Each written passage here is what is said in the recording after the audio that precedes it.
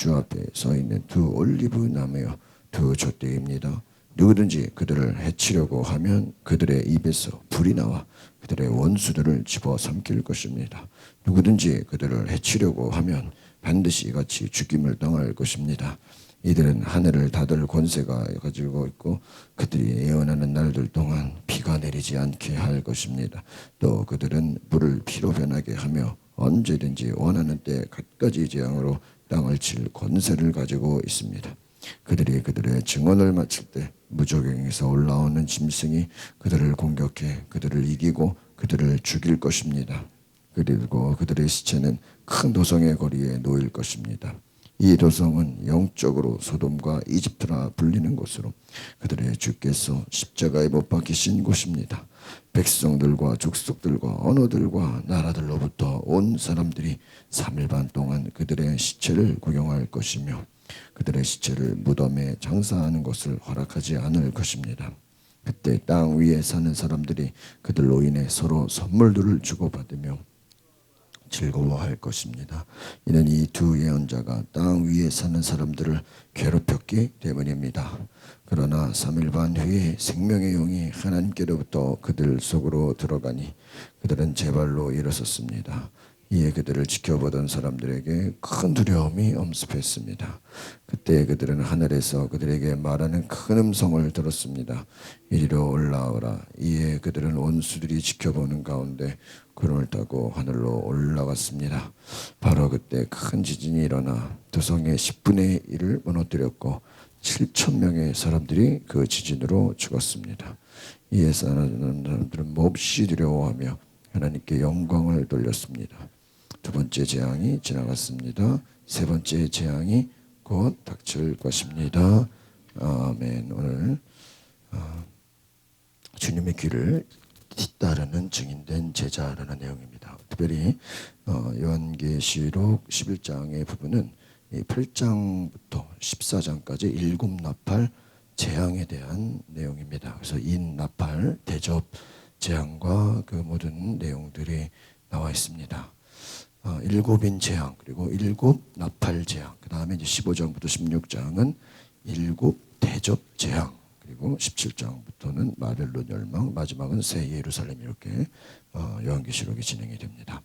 특별히 오늘 먼저 11장 1절에서 6절까지는 두 증인에 대해서 나와 있습니다. 두 증인, 특별히 여기서 말하는 두 증인은 두 올리브 나무 그리고 두 촛대, 이렇게 묘사된다라는 것입니다.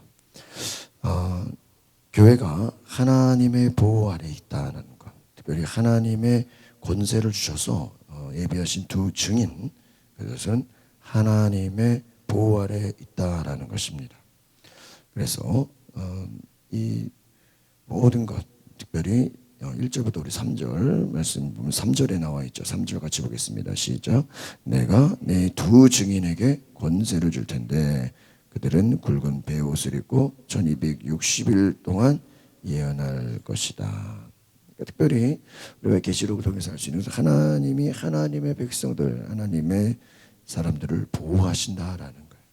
여러분, 구약에서도 이집트가 애굽이 심판당할 때 우리 이스라엘 백성들은 그 심판에서 보호를 받았습니다. 여러분, 우리 예수 믿는 사람들은 뭐 세상이 어렵다, 뭐 불경기다, 뭐 안 된다, 그런 말 하시면 안 돼요. 왜요? 세상이 어렵고 힘들어도 하나님은 하나님의 자녀들을 뭐해요? 보호하시는 걸 믿으시기 바랍니다. 우리 예수 믿는 사람들도 요즘에 뭐 불경기라서 장사가 안 되고요, 그런 말 하시면 안 돼. 오히려 세상은 불경기인데 우리는 하나님이 도와주십니다, 이렇게 말을 바꿔야 될 줄 믿습니다. 왜요? 하나님이 보호하시는 거예요. 여러분, 세상이 전염병에 힘들어도 하나님이 우리를 살리시고 보호하신다, 이렇게 말해야죠. 하나님이 요한에게 하나님의 성전과 제단, 특별히 그 안에서 예배하는 자들을 측량해라. 1절에 보니까 뭐라고 되어 있습니까? 시작. 그는 내가 지팡이 같은 갈대 하나를 주며 말했습니다. 너는 일어나 하나님의 성전과 제단과 그 안에서 경배하는 사람들을 측량해라.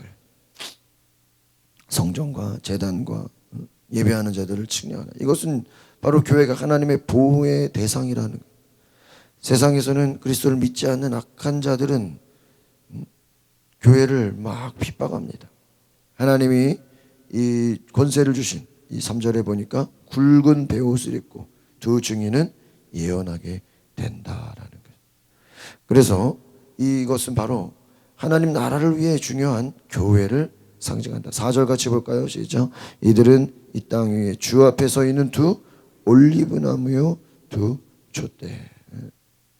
하나님은 이 엘리야와 모세에게 주신 것처럼 교회와 권능을 주셔서 사명을 다하게 하신다는 것입니다. 그래서 여러분 우리가 기억해야 될 것은 오늘 하나님이 주신 사명이 있다. 5절 볼까요? 시작. 누구든지 그들을 해치려고 하면 그들의 입에서 불이 나와 그들의 원수들을 집어 삼킬 것입니다. 누구든지 그들을 해치려고 하면 반드시 이같이 죽임을 당할 것입니다. 무슨 권세가 있어요? 6절에 시작. 이들은 하늘을 닫을 권세들을 가지고 있고 그들이 예언하는 날들 동안 비가 내리지 않게 할 것입니다. 또 그들은 물과 피로 변하게 하여 언제든지 원하는 때까지 재앙으로 당할지. 그러면 성경에 권능하면 누구예요? 엘리야 막 기도하면 하늘에서 뭐가 떨어져요? 불이 떨어지고 모세는 막 10가지 재앙이 벌어지고. 결국은 여러분 하나님은 하나님의 백성들에게 무엇을 주십니까? 권능을 주신다. 권세를 주신다. 그러니까 여러분 우리가 찬양했잖아요. 약한 나로 강하게. 사도 바울이 왜 연약함을 자랑한다 그랬어요? 네? 내가 약할 때 곧 그가 강함이라. 할렐루야. 여러분 우리는 뭐 세상 나가서 뭐 내 실력, 내 능력 이거 자랑할 필요가 없어. 왜? 우리는 오히려 약함을 자랑하라. 성령.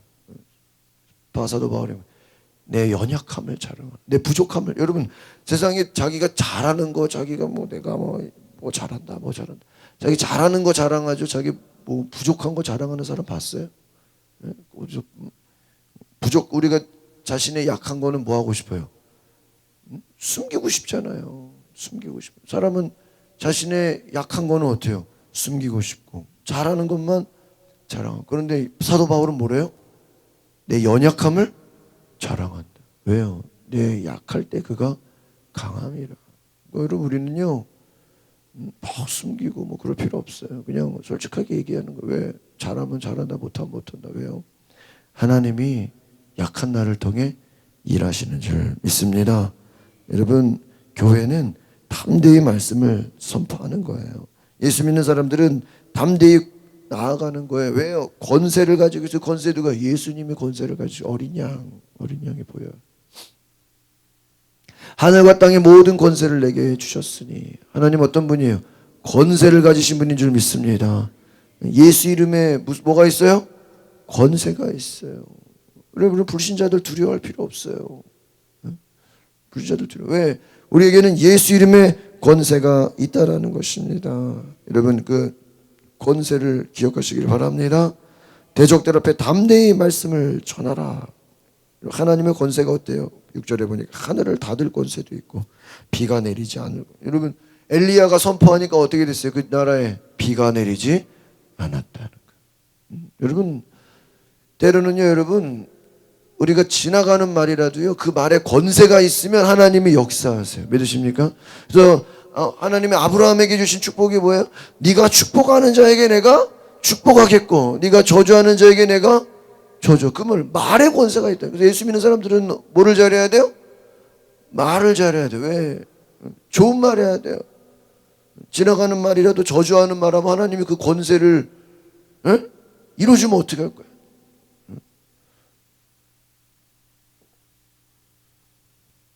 여러분 기분 나쁘다고 뭐 아무 얘기나 하면 안 돼요. 왜요? 하나님이 그 말에 권세를 줘서 진짜로 되게 한다. 7절부터 14절까지는 하나님께로부터 생명의 영이 들어간다. 교회가 사명을 감당하지 못하도록 방해하는 세력이 있어요. 무적행에서 올라온 짐승입니다. 7절 보겠습니다. 시작. 그들이 그들의 증언을 마칠 때 무적행에서 올라오는 짐승이 그들을 공격해 그들을 이기고 그들을 죽일 것입니다. 무적행에서 올라온 짐승, 교회와 그리스도를 대적하는 존재. 짐승과의 전쟁에서 패한 성도들이 예수님처럼 죽음을 당합니다. 그때 막 원수들은 기뻐한다는 거예요. 그러나 여러분, 3일 반 후에 하나님의 성도를 일으켜서 구경하던 이들이 두려워하게 된다. 8절 보겠습니다. 시작. 그리고 그들의 시체는 큰 도성의 거리에 놓일 것입니다. 이 도성은 영적으로 소돔과 이집트라 불리는 곳으로 그들의 주께서 십자가에 못 박히신, 막 이기고 죽인다는 것. 9절 보겠습니다. 시작. 백성들과 족속들과 언어들과 나라들로부터 온 사람들이 3일 반 동안 그들의 시체를 구경할 것이며 그들의 시체를 무덤에 장사하는 것을 허락하지 않을 것입니다.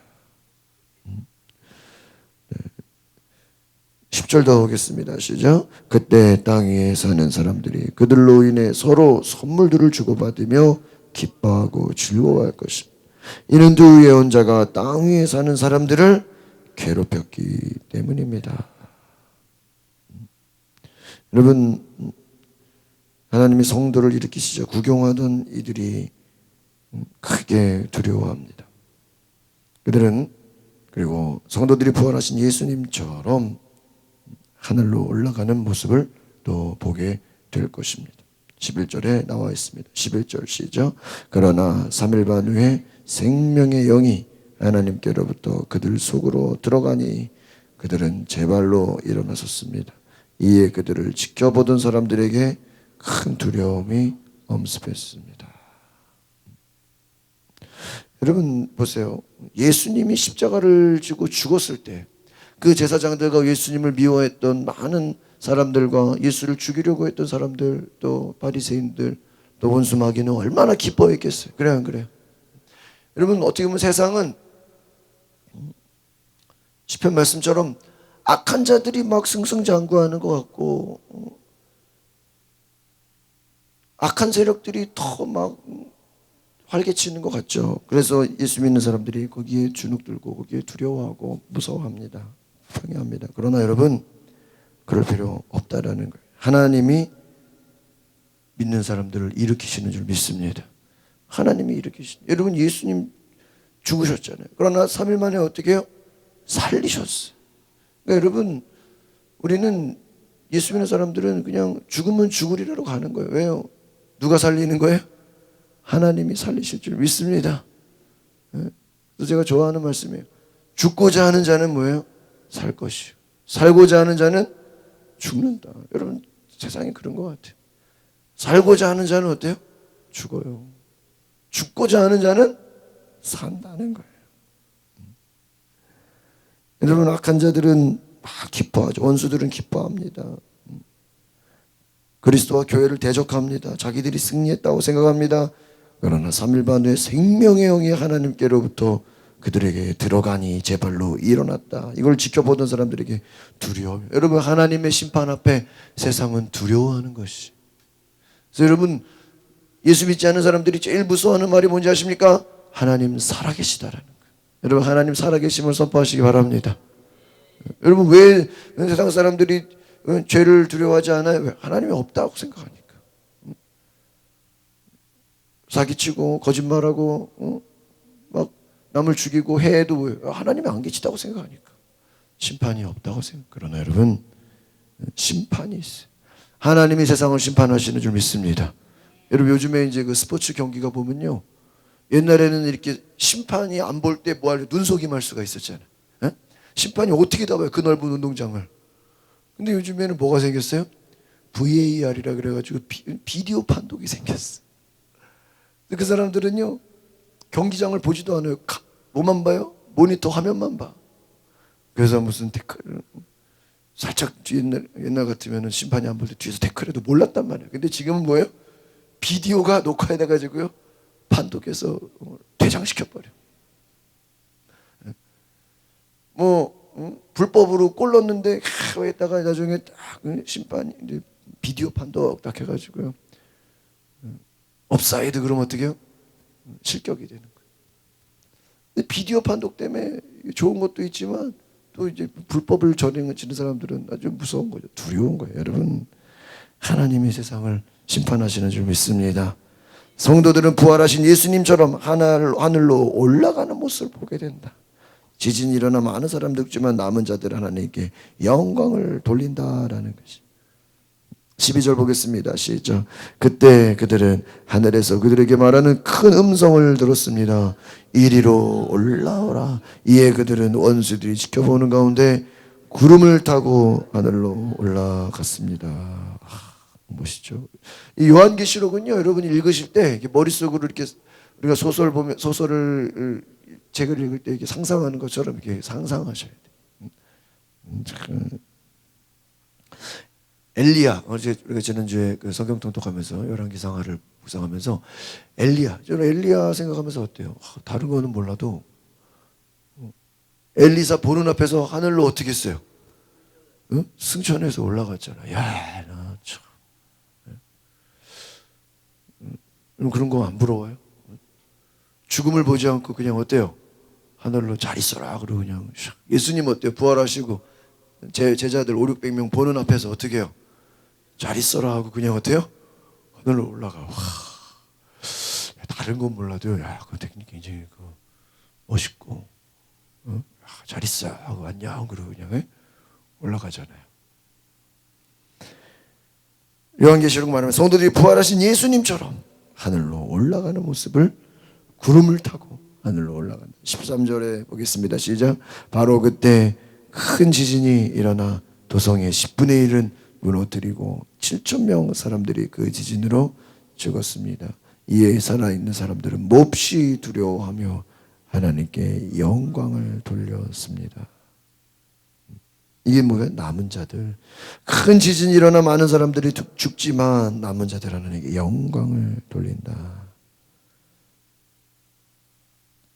여러분, 우리는 끝까지 예수님 가신 길을 따라가시기를 바랍니다. 때로는 고난을 당해 죽을 수도 있고 사명을 다하다가 사도 바울처럼 매를 맞을 수도 있고 환난을 당할 수도 있고 많은 어려움을 당할 수 있어요. 그러나 여러분, 우리는 고난 후의 영광을 바라보면서 하나님이 우리를 살리시고 하나님이 우리를 인도하심을 바라보시기를 바랍니다. 하나님 우리를 책임지시는 줄 믿습니다. 하나님 고난 가운데서도 우리를 살리신다. 여러분, 요한계시록은 보니까요, 소망의 말씀.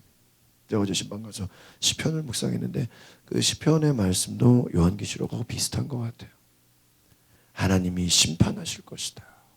어쩜 그 시편하고 이렇게 요한계시록하고 이렇게 좀 맞는지 모르겠어요. 하나님이 결과적으로는 살리실 것이다. 여러분, 시편 보면요, 마지막은 항상 소망과 회복이에요. 요한계시록도 마찬가지예요.